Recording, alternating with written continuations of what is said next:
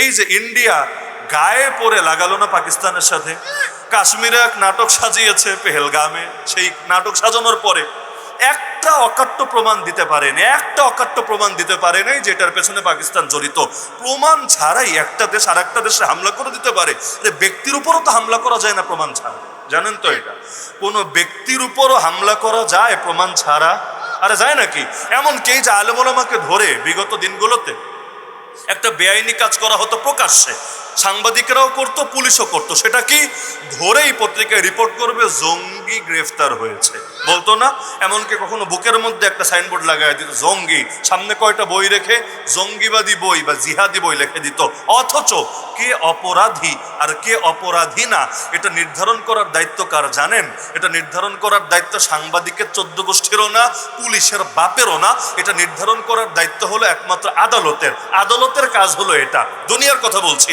আদালতের কাজ হলো এটা যে আদালত বলবে তার নামে যে অভিযোগটা এসেছে এটা সত্য না মিথ্যা। যদি সত্য হয় ঠিক আছে, যাও 2 বছরের জেল, 5 বছরের জেল বা 1 লাখ টাকা জরিমানা বা ফাঁসি। এক কথায় অপরাধী যদি নির্ধারিত হয়ে যায়, রায় দিতে তো সমস্যা নাই। এই যে একটা রায় দিতে 6 মাস, 1 বছর, 2 বছর, 5 বছর, 10 বছর লাগে কেন? সে অপরাধী নাকি অপরাধী না, অভিযোগটা সত্য না মিথ্যা, এইটা প্রমাণের জন্যই তো। এখন যদি সে নিশ্চিতভাবে অপরাধী প্রমাণ হয়, রায় তো সঙ্গে সঙ্গেই দেওয়া যায়। তো যেই কাজ আদালতের বিচারকের, ওই কাজ পুলিশই করে দেয়, ওই কাজ সাংবাদিকই করে দেয়। তো সব কাজ যদি পুলিশের সাংবাদিকই করে দেয় তাহলে বিচারকের আর কামটা কি থাকে? তো এই যে পুলিশের সাংবাদিকরা যা করেছে এটাকে বেআইনি ছিল না? বেআইনি ছিল না? শুধু বেআইনি না, আদালত অবমাননা, আদালত অবমাননা। মিডিয়া ট্রায়াল করে করে বিচারকে প্রভাবিত করত। ওরা যাদেরকে জঙ্গি বলেছে এমন অনেককে আদালত বেকসুর খালাস দেয় নাই, কি দেয় নাই? 1 জন 2 জন না, শত শত মানুষকে দিয়েছে। এই যে যাদেরকে খালাস দিল, এদের তো দরকার ছিল উল্টা মানহানি মামলা করবো ওই পুলিশগুলোর নামে, ওই মিডিয়াগুলোর নামে। আমাদের ইজ্জত যে নষ্ট করলি এবার দে, যদিও ইজ্জত তো আর ফিরাই দিতে পারবি না, এবার অন্তত জরিমানা দে, দরকার ছিল এটা। কিন্তু এমন দেশে থাকেন পুলিশের নামে মামলা করলে আপনারে আর পুরো বাংলাদেশেও খুঁজে পাওয়া যাবে না। কোন চিপার মধ্যে যে নিয়ে লুকায় রাখবে, আয়না ঘরে না চিরুনি ঘরে, পরবর্তীতে মানুষ আরো পেরেশানিতে পড়বে। এজন্য মানুষ বলে ভিক্ষা লাগবে না কুত্তা ঠেকা, ভিক্ষা লাগবে না কুত্তা ঠেকা, সুবিধা লাগবে না, তবু এদের সঙ্গে আমরা পাঙ্গা লাগতে যাব না। তো এই যে বেআইনি কাজগুলা নিয়মিত চলে সমাজের ভেতরে, তো বিগত দিনে এভাবে হতো যে কাউরে ধরে মাইর দিয়েছে। আরে কত মানুষ রিমান্ডে মাইর খেয়ে মারা গেছে জানেন না? রিমান্ডে জুলুম সইতে না পেরে মারা গেছে, কেউ কেউ আমাদের চোখের সামনে জেলে মারা গিয়েছে। যেমন হেফাজতের মামলায় 2021 সালে যারা গ্রেফতার হয়েছিল, একজন এর মধ্যে ছিল মাওলানা ইকবাল। এই নামগুলো হারিয়ে গেছে সমাজ থেকে, আমাদের গাফলতি। আমাদের একজন মানুষ জান দিয়ে দিল, কিন্তু তাদের নামগুলোকে পর্যন্ত স্মরণীয় রাখতে পারলাম না। এমনকি 2013-তে কারা কারা শহীদ হলো ওই তালিকা করতে 2025 চলে আসলো, তবুও নিশ্চিত তালিকাটা দেওয়া যাচ্ছে না। তাহলে কত মানুষ হয়তো এখনো এমন আছে জান দিয়েছে, তো স্বীকৃতিটা পর্যন্ত দুনিয়াতে পাচ্ছে না। এর চাইতে বড় ব্যর্থতা একটা জাতির জন্য কিছু হয় না। তো দেখা গেল এই মাওলানা ইকবাল নারায়ণগঞ্জের ভালো আলেম, প্রসিদ্ধ আলেম। তাকে নারায়ণগঞ্জে যে কাউকে গিয়ে যদি জিজ্ঞাসা করেন মাওলানা ইকবালকে চিনেন, সবাই এক বাক্যে বলবে হ্যাঁ চিনি। হেফাজতের মামলায় গ্রেফতার হলেন আগ থেকে অসুস্থ, ডায়াবেটিস, হাই প্রেশার, বহু রোগ আগ থেকে। এর মধ্যে নিয়ে রিমান্ডে তো টর্চার, অবর্ণনীয় নির্যাতন তো করলোই। তো একদিকে আল্লাহর বান্দার নিয়মিত ওষুধ খাওয়া লাগে, এগুলো তো রোগী কেউ থাকলে বুঝবেন, হাই প্রেশার ডায়াবেটিস থাকলে ওষুধের উপরেই তো থাকা লাগে, সারা জীবনই ওষুধের উপরে অধিকাংশ টাইম থাকা লাগে। তো এমনি নিয়মিত ওষুধে থাকে, সেখানে জেলে নিয়েছে, রিমান্ডে নিয়েছে, মারছে, ওষুধ তো পাই না, যেগুলো বাসায় খেত এগুলো আনতে দেওয়া হয়নি। তার ফ্যামিলি একবার দুবার না, ডজন ডজন বার এই জেলের সামনে গিয়ে পর্যন্ত সারা দিন কান্নাকাটি করেছে ওষুধ নিয়ে এসে, যে ওষুধগুলো অন্তত ভেতরে নাও, তার হাতে দাও। করোনার অজুহাত দিয়ে, তখন দেশে করোনা ছিল আপনাদের জানা থাকার কথা, করোনার অজুহাত দিয়ে না দেখা করতে দিয়েছে, না ওষুধগুলো নিয়ে তার হাতে পৌঁছে দিয়েছে, কিচ্ছু করে নাই। তো এই অবস্থায় আল্লাহর বান্দা একদিকে জুলুম, নতুন করে সমস্যা বেঁধেছে। আর ডায়াবেটিস হলে তো কোথাও কাটলেও সহজে সারে না, রোগ ব্যাধিগুলো সহজে যায় না। অপরদিকে নিয়মিত ওষুধও পাচ্ছে না, নতুন ট্রিটমেন্ট তো হচ্ছেই না। অবশেষে ধীরে ধীরে অসুস্থতা বাড়তে থাকলো। তবুও কতজনকে রিকোয়েস্ট করলো, কত ভাবে বোঝালো, কিন্তু একটা জালেমের মনো গড়ল না, একটা জালেমের মনো গড়ল না। অবশেষে লাশ হয়ে সেই কেরানীগঞ্জ কারাগার, অর্থাৎ জাতীয় জেল যেটা, সেই কেরানীগঞ্জ কারাগার থেকে লাশ হয়ে কবরে গিয়ে শুয়ে পড়ল। এমনকি এটাকে যদি বলা হয় মৃত্যু, আমি বলবো শব্দ প্রয়োগের ভুল হবে, এটা একটা হত্যা। একটা নিশ্চিত হত্যা, এটা কোনো মৃত্যু না, এটা হত্যা। তাকে ধীরে ধীরে হত্যা করা হয়েছে।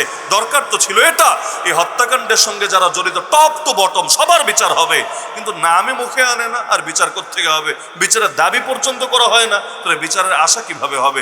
অনেক কিছু এমন দাবি করলে হয়তো হবে, আশা করা যায়, কিন্তু দাবিটাই তো পাবলিক করে না। বাংলাদেশে একটা ইসলামী আদালত নেই, একটা শরীয়ত আদালত নাই, আছে নাকি? যে আদালতে গেলে কোরআন দিয়ে বিচার পাওয়া যায়, হাদিস দিয়ে বিচার পাওয়া যায়, নবীর আদর্শের আলোকে বিচার পাওয়া যায়। অন্তত পারিবারিক ক্ষেত্রে সব বিচার যদি নাও করে, পারিবারিক ব্যাপারগুলো, মুসলিম পরিবার তো ভাই মুসলিম আইন মেনেই চলবে, তো পারিবারিক ক্ষেত্রে সম্পূর্ণ কোরআন সুন্নাহর আলোকে, যদিও ওই আদালতে একটা মুসলিম পারিবারিক আইন আছে, কিন্তু এটাতে বহু আপত্তিকর কথা আছে যেটা কোরআন সুন্নাহর সঙ্গে যায় না, বরং সাংঘর্ষিক বটে। দরকার ছিল অন্তত 2-4টা হইলেও ইসলামী আদালত থাকবে। আচ্ছা নাই, মানলাম নাই, কিন্তু এটার পক্ষে আন্দোলন কবে হয়েছে? কবে মিছিল করেছেন বলেন?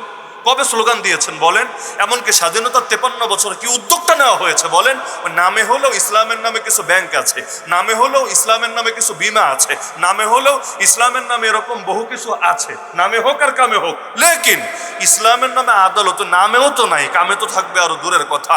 তো বহু কিছু এমন দাবি করলে হয়তো আসতো, কিন্তু দাবিটা পর্যন্ত আমরা করতে রাজি না।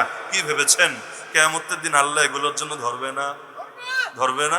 আল্লাহ সাধ্যের বাইরে বোঝা চাপিয়ে দেয় না, কিন্তু যেটা সাধ্যে আছে ভাই ওইটার জন্য ছাড়েও না। এলাকায় মাঝে মাঝে গান বাজনা হয় না? যাত্রাপালা যদিও আগের চাইতে কমেছে, কিন্তু বিয়ে শাদী উপলক্ষে তো গান হয়। মুসলমানি হলে খতনা, পাবলিক মুসলমানি বলে আর কি, এই খতনা হলেও তো গান বাজনা হয়, বহু ধরনের গান বাজনা হয়। আচ্ছা, এই গান বাজনাগুলো রোধ করার শক্তি কি এলাকাবাসীর থাকে না? অবশ্যই আছে। কোনো মারপিটও লাগবে না, খালি বলবে, সবাই মিলে বলবে, না ভাই গান শুনতে তোর মনে চাইলে কানের মধ্যে তুই হেডফোন ঢুকে যত মনে চায় শোন, আমরা কিচ্ছু বলবো না, আমরা জানবো না তোর কানের ভেতরে কি চলছে। কিন্তু নিজেও গুনাহ করবি আর আমাদেরও গুনাহের জিনিস শুনতে বাধ্য করবি, এতে তো তুইও মরবি আমাদেরও মারবি। গজব যখন পড়বে তখন তো সবাইরই ভোগা লাগবে এর জন্য। সুতরাং পাপ করলে একা কর, তওবা করলে আল্লাহর সঙ্গে একা একা করবি, কিন্তু পাপরে ব্যাপক ছড়ায় দিস না। কারণ আবু দাউদ শরীফে হাদিস আছে, একটা মাত্র লোক যদি কোনো এলাকায় থেকে পাপ করে আর বাকিরা ফিরাতে সক্ষম তাও না ফিরায়, আল্লাহ মরার আগে ওদের সবাইকে আযাব দিবে। সহিহ হাদিস, মা মিন রাজুলিন ইয়াকুনু ফি কওমিন ইয়ামালু ফীহিম বিল মাআসি ইয়াকদিরুনা আলা আন ইউগাইয়িরু আলাইহি ওয়া লা ইউগাইয়িরুন ইল্লা আসাবাহুমুল্লাহু বিইকাবিন ক্বাবলা আন ইয়ামুতু। এমনকি আমি এখানে বসে অন্তত 10টা গ্রামের নামেই বাংলাদেশের, এই আধুনিক বাংলাদেশের অন্তত 10টা গ্রামের নাম এমন বলতে পারবো, যেই গ্রামগুলোতে আজও পর্যন্ত কোনো বিয়েতে, কোনো অন্য কোনো অনুষ্ঠানে প্রকাশ্যে কেউ বক্স বাজায় না, বাজানোর সাহসও করে না। কেন? সরকারি আইনের কারণে? পুলিশের অ্যাকশনের কারণে? না রে ভাই, কিচ্ছু না, শুধুমাত্র সামাজিক অবস্থানের কারণে। এলাকার ময়মুরব্বী, আলেম ওলামা, পঞ্চায়েতের লোকের অবস্থান নিয়েছে, এভাবে কেউ যদি প্রকাশ্যে পাপাচার করে তাকে একঘরে করে দেওয়া হবে, আর কিছু না। তাহলে মাইটের দিব, এগুলো কিছু না, একঘরে করে দিব, ওর সাথে আমরা সামাজিক সম্পর্ক রাখবো না, ওরে বয়কট করে দিব আমরা, ব্যাস। শুধু এতটুকুর কারণেই ওই এলাকায় এগুলো হয় না। এমনকি কোনো মাইকলও ভাড়া দেয় না মাইক। কেন? কারণ একবার যদি ওরে মাইক দেয়, ওই মাইক আর কেউ নেবে না, না ওয়াজে না অন্য কোনো কাজে কেউ নেবে না।